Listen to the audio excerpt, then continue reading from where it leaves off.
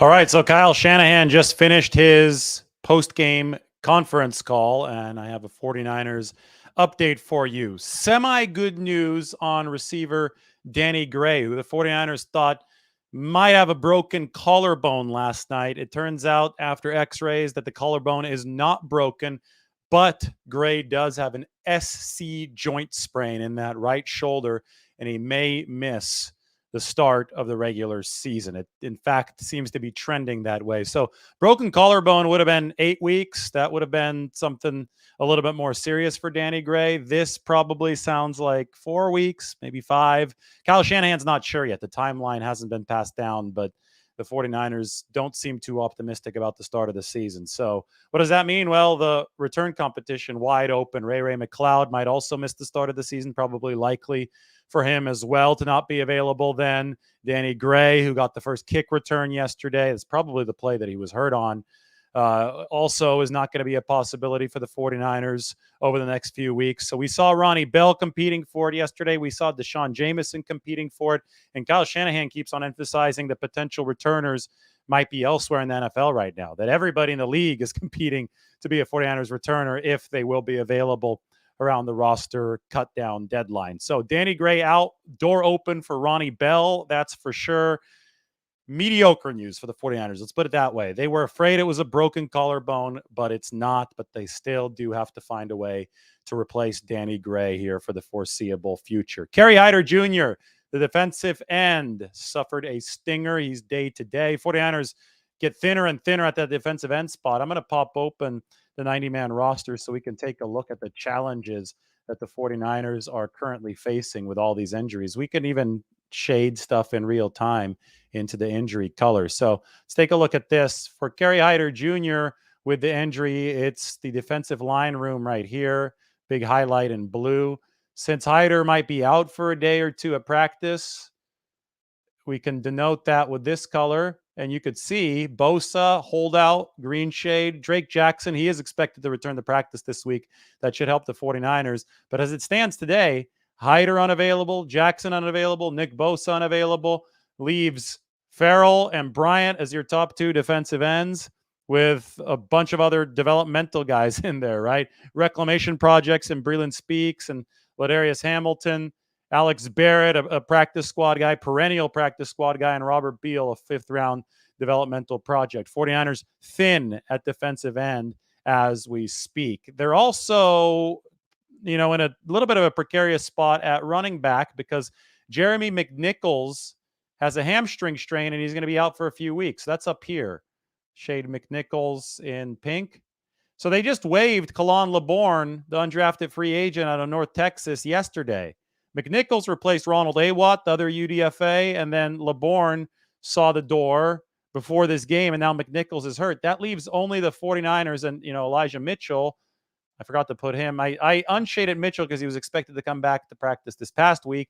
Now that's been pushed forward to this next week. So maybe we'll be able to officially unshade Mitchell soon. But at the moment, the 49ers have only 3 healthy and ready to go running backs. Christian McCaffrey, who got the day off, Ty Davis-Price, and Jordan Mason. If Mitchell does return this week, as is expected, I'll go through that full list in a second. Well, then you'll be able to remove this shading, and only McNichols will be out. Now, the 49ers are moving into dress rehearsal mode, moving closer to the regular season. That means that guys who are actually starters and part of the rotation are more likely to play, so maybe they don't need to sign a depth piece to replace McNichols and LeBourne for the time being. But maybe they'll feel that need. I don't know. It just depends on how much they're planning to play somebody like Christian McCaffrey next Friday against the Chargers. So why don't we go ahead and make sure that Elijah Mitchell is shaded in pink over there. This week's returns for the 49ers. George Kittle. I think I unshaded. We can unshade George Kittle when he comes back. He's right there. Dre Greenlaw. We'll be able to unshade him when he comes back. Like I said, Elijah Mitchell, Drake Jackson, and Kalia Davis. Davis, I unshaded because he was back at practice, but wasn't in team drills yet. So we'll shade Kalia Davis. That will help the 49ers defensive tackle depth. Kyle Shanahan, today I had a question for Kyle Shanahan about Sam Darnold because to me, Sam played a remarkably clean game. People aren't talking about this enough. 49ers are looking for floor at quarterback too, and I thought that Sam Darnold showed a nice floor but was working behind an offensive line that didn't give him a chance on a couple of plays. But there was one sack in particular by Randy Gregory, who's actually a really good edge rusher, late in the second quarter that Darnold took on 3rd down and 5 that I wasn't 100% sure if it was on Darnold, if he could have gotten the ball out quicker, or if it was on a bust in protection.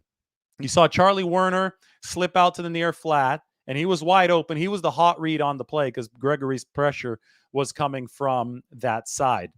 I thought, I have to ask Kyle Shanahan about this. I have to ask the play caller about this because it's not fair to assign responsibility one way or the other if you don't know exactly what the 49ers had drawn up for the quarterback, Sam Darnold. And, my question was, did Darnold have enough time to reasonably release that ball to the hot read, Charlie Werner, on the play? Or was that a play where he didn't have a chance and he did his best? And Kyle Shanahan actually answered me saying that there was not enough time, that it was a bust up front, and that Sam Darnold did a good job just protecting the football and taking the sack. So, I mean, this is a larger contextual analysis from me. I was looking at Sam Darnold's performance yesterday. I didn't see any dangerous throws. He had that one pass breakup when I think he was going for Chris Conley. No, it was Ronnie Bell. He's going for Ronnie Bell on his first 3rd down. That was a pass breakup. It was a good play from Denver. Other than that, I mean, Darnold was throwing strikes, and the one thing that really was tripping him up was the pressure from the Denver defensive line and their linebackers when they were blitzing. Darnold did beat some of that, but he couldn't beat all of it. So the question was, are the sacks that Darnold is taking, are they his fault, or are they the offensive line's fault? Is this some kind of protection issue up front? Because that's going to go a long way toward telling us what Kyle Shanahan actually thought of his performance, which is why I just asked Kyle straight up, was the one sack that I really didn't know whose fault it was that one sack Sam Darnold's fault? And Kyle Shanahan said unequivocally, no, it was not Darnold's fault. So we can draw from that Kyle Shanahan thought that this was a very, very clean performance from Sam Darnold, which to me is significant news because, again, all 3 of his quarterbacks played really well. Trey Lance turned it up there toward the end. Lance was working against 2nd and 3rd team members of the Broncos, so a little bit of a different challenge. Darnold was in there earlier. He got the opportunity that Lance had the week before to play in the first half, and I thought that Darnold was very crisp at appropriate moments behind that 2nd team offensive line. And that just helps the stock of the 49ers QB room as a whole. It's funny, people arguing about QB2 right now. The irony is you may not even find out who QB2 is, because the 49ers will in all likelihood carry 3 quarterbacks on the 53. Kyle Shanahan will not be obligated to tell you who QB2 is. And you'll end up, if you follow the 49ers, you'll end up hoping that you don't find out who QB2 is, because that would only happen if Brock Purdy, QB1, got hurt. And my point this morning was that QB2 could be fluid throughout the season.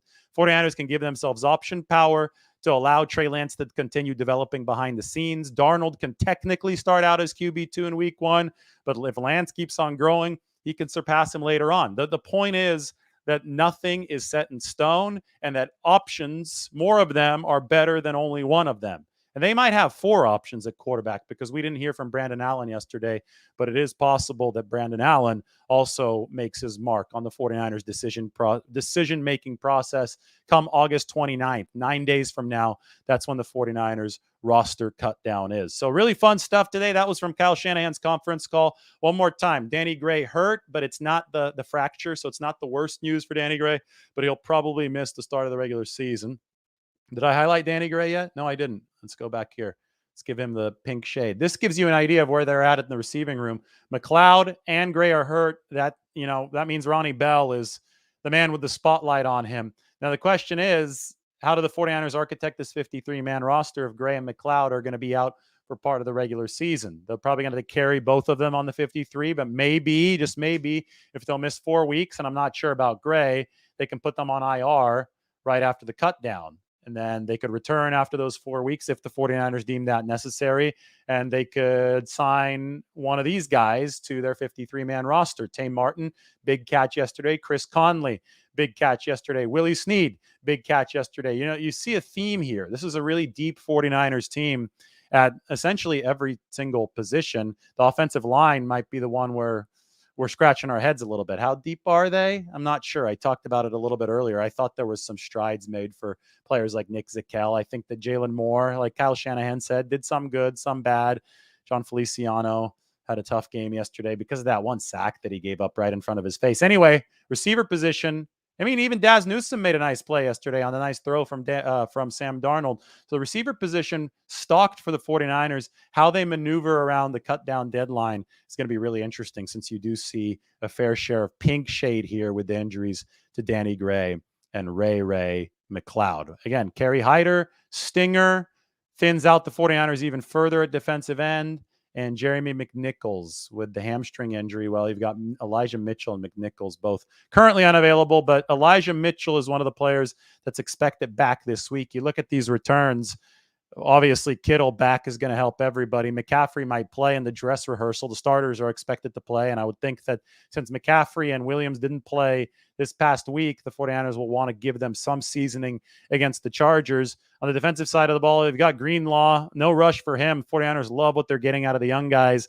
D. Winters, Jalen Graham, Marcelino, and McCrary Ball. Drake Jackson, that's a necessary return. 49ers want to see Drake get as much work as possible because, especially without Bosa there, you need your defensive ends, and the 49ers have been very, very thin at that position. And then obviously a very intriguing developmental prospect is Kalia Davis, the explosive defensive tackle who we haven't seen here in quite a while. He's been working off on the side, but he needs to get back involved in team drills so the 49ers see exactly what they're working with as the cut down approaches. Okay, 49ers Q&A. Anybody have any questions here?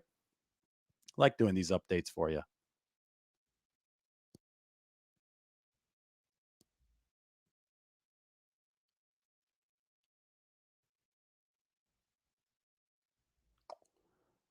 Any questions here?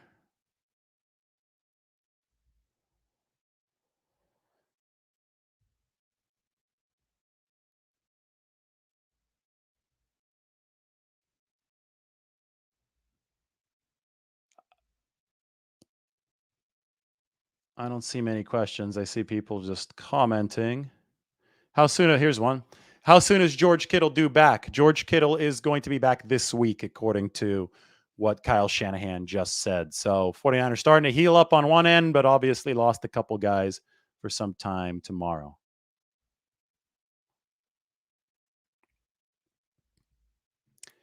Your all caps is not flattering to you, man. Sounds like you're yelling. Sounds like you're a little emotional. Did you know that offenses don't game plan in the preseason as well? He's trying to say that defenses don't game plan in the preseason.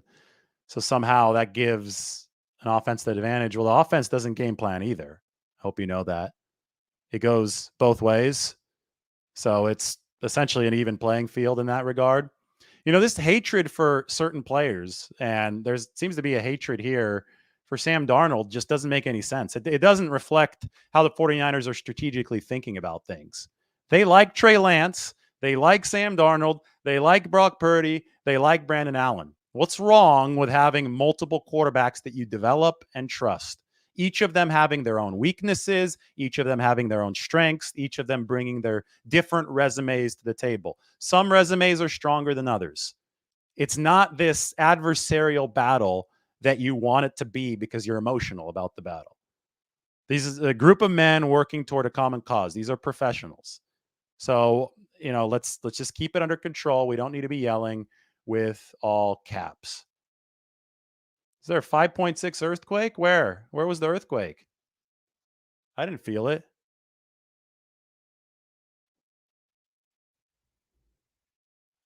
Somebody let me know where the earthquake was. I don't think it was in the Bay Area. I just been sitting here. Maybe I'm just too used to earthquakes. So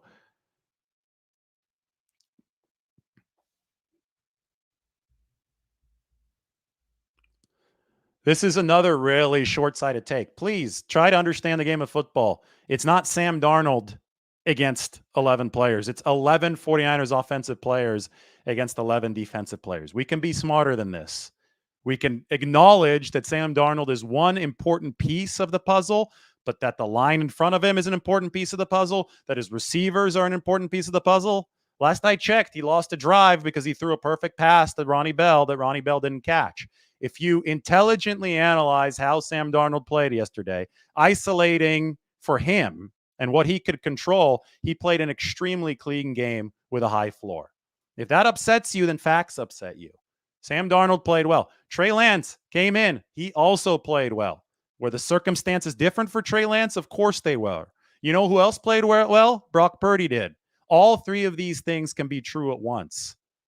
You don't have to find ridiculous reasons to nitpick each of these quarterbacks. Sam Darnold, as you can tell if you actually watch the tape, wasn't making a whole lot of mistakes, if any mistakes out there yesterday. 6.0 earthquake? Where, though? Where was it centered? I know there's a hurricane and a tropical storm coming up to Southern California, up through Mexico. Taco Charlton is done for the season. Can't play for the 49ers anymore this year because they put him on IR.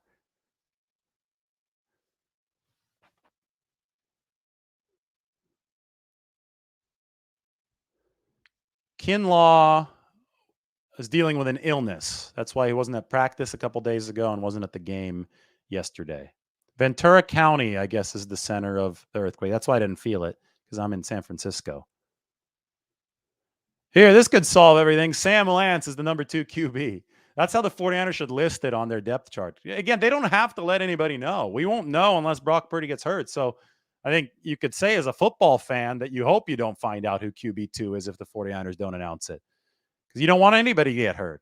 But the point is, you just want the team to be as good as possible. Guys, I'm talking strategy. I'm here trying to show you how the 49ers are thinking about this, what the cost benefit analysis is, how they're considering moving forward, how they're trying to play a game of chess. And here you are trying to argue about whether or not Sam Darnold can cross the 40-yard line in 1-on-11 play. It's not the reality that we're dealing with. It's 11-on-11 football. Darnold was playing with different guys than Purdy. Purdy was playing with different guys than Lance. Darnold was playing with different guys than Lance. These are complicated evaluations. There's nuance to everything. And when you look at the nuances, all three quarterbacks played well. Most mistakes were made by Lance. I think that was clear yesterday, but he also made the most explosive plays. He was also working against the worst defenders with the most open space on the field. The cleanest bill was obviously for Brock Purdy. I mean, he didn't do anything wrong. Darnold, yeah, he took a couple sacks, but the one that I was really, really questioning was the one that Kyle Shanahan said wasn't his fault. So that's a good problem for the 49ers to have. The QB2 has a high floor. Darnold was QB2 yesterday. We'll see how they shuffle it on Friday against the Chargers. But, I mean, they've got a good back and forth going right now. And we haven't even talked about Brandon Allen, who's shown a remarkably high floor, QB2-like floor over the course of this entire training camp and preseason.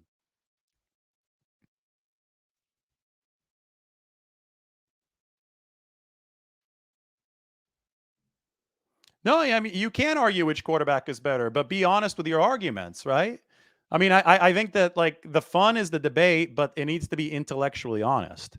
And if it doesn't recognize that Sam Darnold was dealing with different circumstances than the other two quarterbacks, then you're not being intellectually honest about the debate. And this is why we delve into things. This is why I talk to Kyle Shanahan. So I try to figure out whose fault some of these sacks were, so we have a better understanding of the game. At the end of the day, we want to understand what happened to a greater degree after we start studying it than before we started studying it.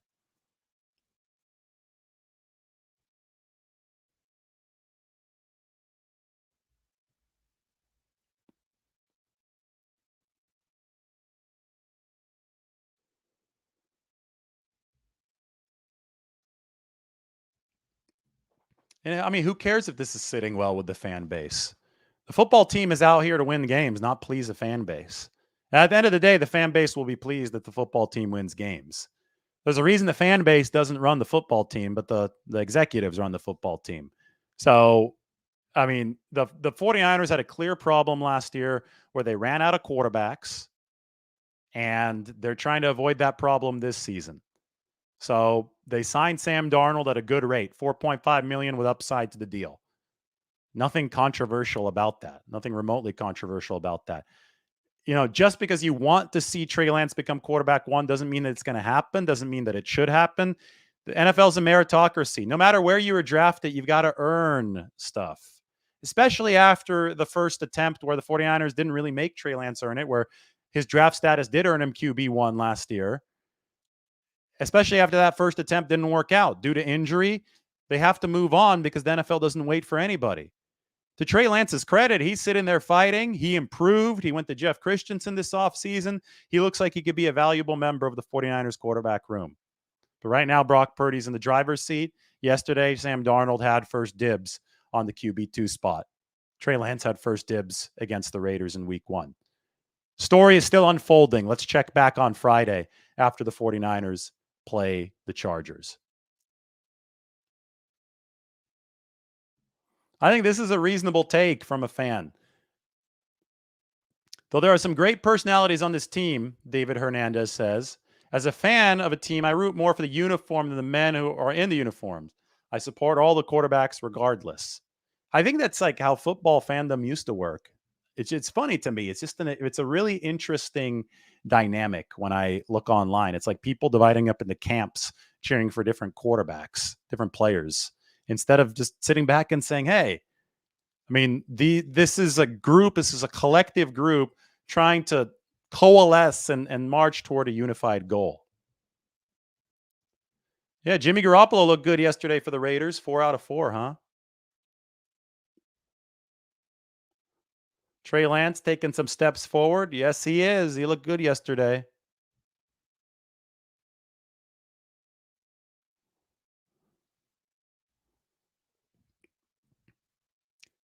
Franho just wants the 49ers to stay healthy. Ronnie Bell. I wrote about Ronnie Bell. Why don't we get that out right here? Check this out.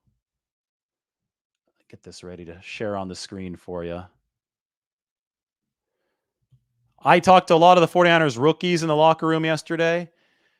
Rookie standout watch, Ronnie Bell, Cam Latu, Jair Brown come up big. Now, the Bell evaluation is not a simple one.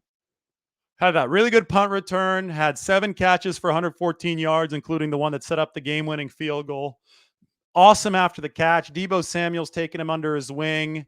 I mean, Ronnie Bell's done a lot. He's been a revelation for the 49ers this preseason, but he also dropped the pass that turned into an interception, and he fumbled. Now, Troy Fumagalli recovered the fumble for the 49ers, so it didn't end up hurting them. But Kyle Shanahan said that Bell was not perfect, and he's got to continue getting better. And Bell said he's got to continue getting better. So it wasn't all great stuff for Ronnie Bell. There was some bad plays as well. But for a 7th-round rookie to be making the kind of impact that he has on after contact, especially, and to have the special teams adaptability that it does seem that he has on first glance with those punt returns, 49ers can work around some of those drops and work with Ronnie Bell. It's not like he's on a short leash anymore, I think. Normally, a 7th-rounder comes in and he's on a short leash. If he's dropping passes and they're turning into interceptions, maybe practice squad at best if we really like you. But right now, I think, especially given the injury situation at receiver, Bell is on the inside of that roster picture. McKivitz, he looked good. 9 pass blocking snaps, 0 goose egg, 0 pressures allowed for Colton McKivitz. That's really good development for the 49ers.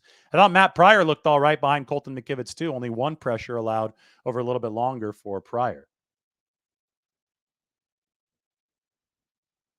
How's it going, everybody?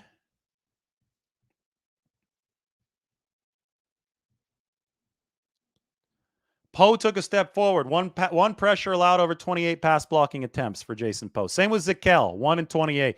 I thought my stock up, stock down. Here's evidence. Had both Poe and Zakel moving stock up right here.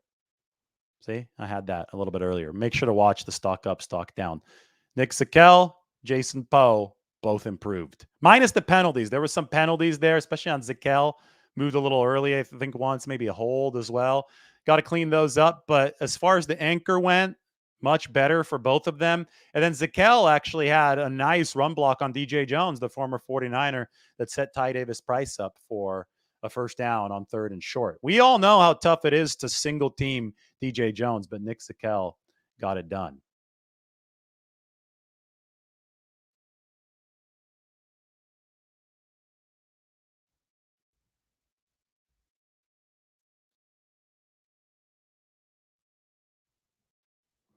Yeah, Frank Gore's a special assistant, I think, to the scouting department or to the front office. So could be with the scouting department.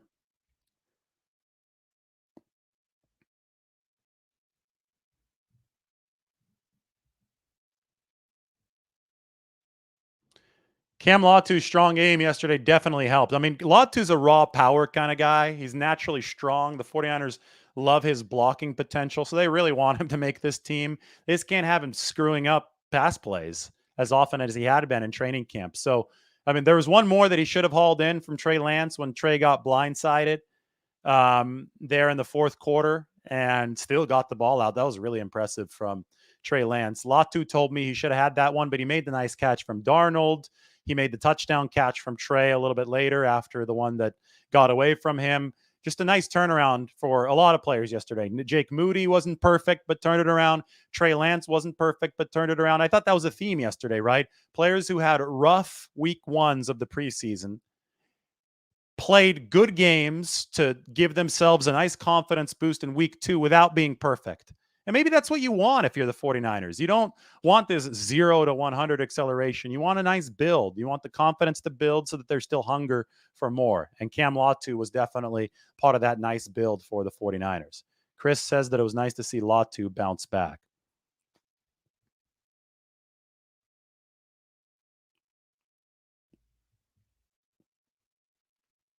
Let's hold off on the Robbie Gould talk until we see Jake Moody struggle a little bit like more. He missed 2 kicks in the opener. He came back yesterday and was a little shaky, but it was definitely an improvement from the opener. So it's headed in the right direction. It would need to turn back in the wrong direction for the 49ers to consider moving to Zane Gonzalez, who's already an insurance policy on their team. And Zane Gonzalez would have to not work out, I think, for them to start pursuing somebody like Robbie Gould, who's still a free agent. So let's pump the brakes a little bit on that kicker talk. You got to give the rookie some runway. You don't expect the rookie to come in and just be lights out in practice and in games from the very start. That would be a nice miracle for the 49ers, but it obviously hasn't panned out that way.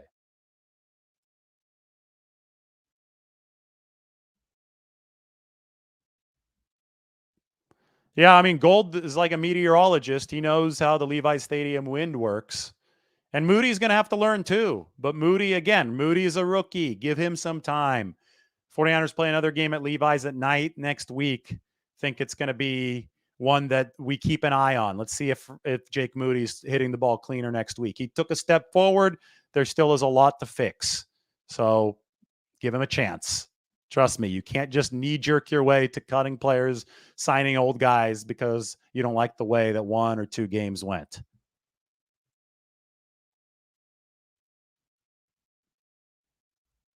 Yep, Danny Gray does have a sprain. It is not a fracture. Impatience is at an all-time high, but sorry, if you're impatient, then you're not thinking compatibly with how the 49ers are thinking. And you probably will not understand some of the moves that they're making or how this team is operating because you're not on the same wavelength. So I'm just sitting here encouraging patience because I'm trying to analyze this correctly. I'm trying to analyze strategy here of the 49ers. It did take Gold some time to adjust, but he was still making kicks even while he was adjusting. He's going to be in the Hall of Fame. Robbie Gould is a really, really good kicker. All right, good 49ers update. Wanted to go about half an hour. We'll be on with some more later. I got to go take care of some work, some writing.